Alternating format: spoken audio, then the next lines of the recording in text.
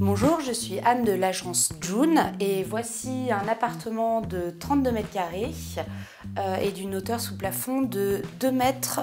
Avant les travaux, l'appartement était complètement ouvert. C'était un studio dans lequel il y avait une très grande salle de bain qui s'arrêtait à peu près ici. Il y avait une baignoire, une très grande vasque. La cuisine était fermée et donc on a décidé de rouvrir l'espace de la salle de bain, ouvrir la cuisine et ensuite réadapter l'agencement de l'appartement pour avoir 2 pièces, donc un salon et une vraie chambre. Pour gérer la petite hauteur sous plafond, on a décidé de jouer sur les verticalités et le sur-mesure. La verrière est blanche avec des petites fenêtres de façon à apporter vraiment de la hauteur. On a gardé les murs blancs ou alors dans des tons très clairs de façon à ne pas venir compresser la hauteur sous plafond.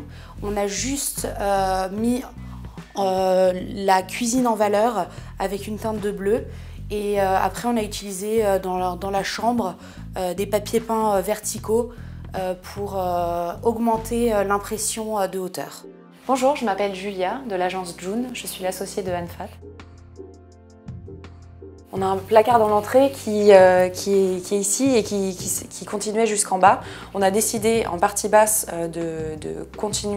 d'augmenter la profondeur de manière à pouvoir intégrer une machine à laver et avoir comme un espace de console à l'arrivée. Pour l'espace salon, pour optimiser l'espace, on a décidé de faire une banquette coffre. Donc on peut le voir ici. Tout s'ouvre en dessous du matelas, de manière à avoir d'autres rangements supplémentaires, ce qui n'aurait pas été permis avec un canapé standard. On aurait été délimité dans l'espace au niveau des tailles. Et là, on utilise vraiment chaque centimètre carré.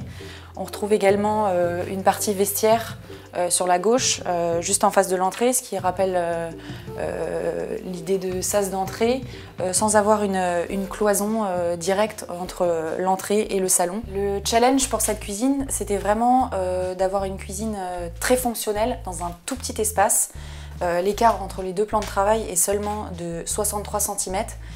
On a aussi d'ailleurs choisi de mettre des tiroirs, ce qui nous permet de vraiment avoir la profondeur complète et ne pas avoir un système de répétition de portes.